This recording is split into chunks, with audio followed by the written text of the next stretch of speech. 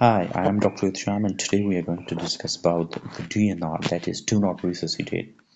There are different terms like DNR, that is, do not resuscitate, DNAR, do not attempt resuscitation, and DNACPR, that is, do not attempt cardiopulmonary resuscitation.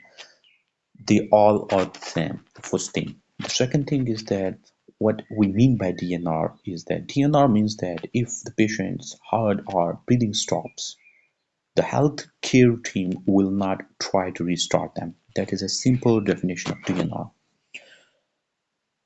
Now, what is the CPR? The CPR is actually cardiopulmonary resuscitation, and it involves chest compressions, defibrillation, artificial ventilation, and the medications we give during this cardiopulmonary resuscitation.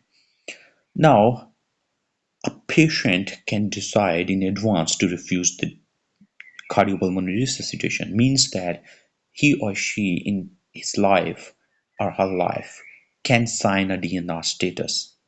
Okay, actually it is a ADRT, that is advanced decision to refuse the treatment. Okay, or a team of the doctors. Okay, here in the UK, a team of the doctors, okay, can make this decision, okay, depending upon the patient's condition and the patient's comorbidity. If they consider that attempting the CPR that is not beneficial for the patient, or rather it's harmful rather than benefiting the patient, okay, they can decide this DNR status. Now, the first thing is that if a patient come to you, okay, and he or she wants to sign a DNR status, first thing you need to do is always respect the decision of the patient, because when it comes to the DNR, there's nothing right and nothing wrong. Okay, it's all about the valuing and respecting the patient's decision, because some patients, okay, they for them the quality of the life is more important than the quantity of the life. Okay, so you need to respect that one. The second thing is that you need to ask the patient why he or she wants to go for this status. Maybe she or he has already gone through this. The chest compressions were done, or the tube was put down his or her throat, and they find it that that's not suitable for them. Okay, that's not what they want. Or maybe they have seen some of their relatives or the close one going through this thing, and they consider that that's not the thing for them. So they want to go for this DNR status. So you need to ask them always that why they want to go for them. The next thing is that always ask about the implications.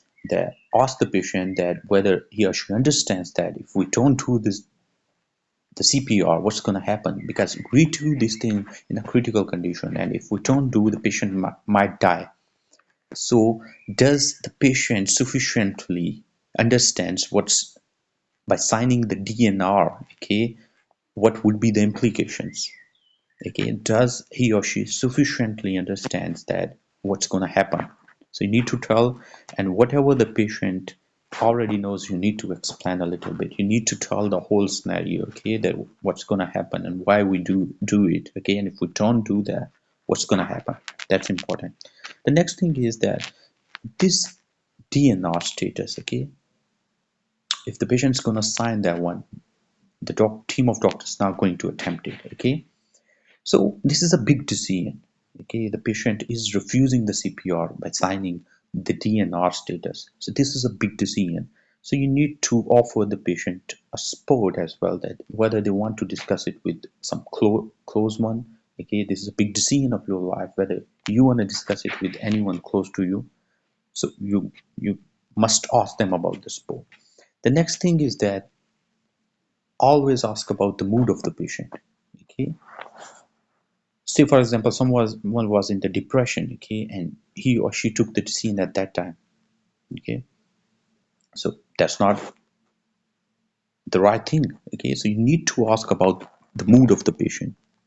Okay, so you can ask them like anytime someone wants to change the the therapy or the treatment options, we ask them about the mood. This might sound a little off topic, but that's a part of consultation. So ask about the mood a little bit. Okay, Now, the other thing is that always ask about the other options. What do I mean by that is that, say, for example, somebody with the COPD or who was having a pulmonary edema, patient with a heart failure, has gone through the endotracheal intubation and was put on the ventilator. Now, he or she is to you to discuss about the ventilation. Okay, but you need to ask about the chest compression as well, because most of the times this chest compression and the ventilation, okay, they go hand in hand with each other. So you need to ask about the other. If the patient is talking about the one, you need to ask about the others. Ask about the ICU care as well. Okay, ask about this defibrillation as well. Okay, so you need to ask about the other as well. Now, after that, you need to summarize. Okay, whatever you have discussed with the patient, you need to summarize. You need to check that the patient has sufficiently understood and you have covered all the aspect what the patient wants. So you need to summarize that one. Okay, after summarizing, you need to document that one and you need to sign that one, and the patient needs to sign.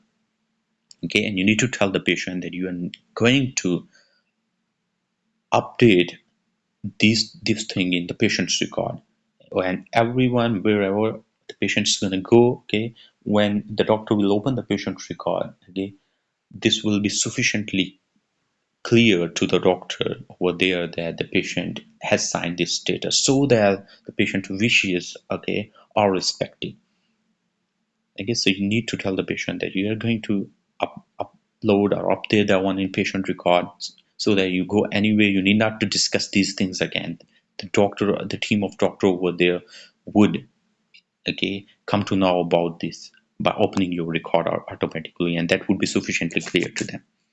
Lastly, always tell the patient that there is an option to change the status anytime. Okay, so you can, this is not that once you have done this one, that you have signed this one, this is all in all. No, no, the patient can change at any time this DNR status. Okay, so you need to tell the patient that anytime you change your mind, just let us know and we're gonna update that one in your record. Otherwise, it is okay what we have decided, or what we have agreed on at the moment now. So this is all about the DNR. Hopefully it's gonna help.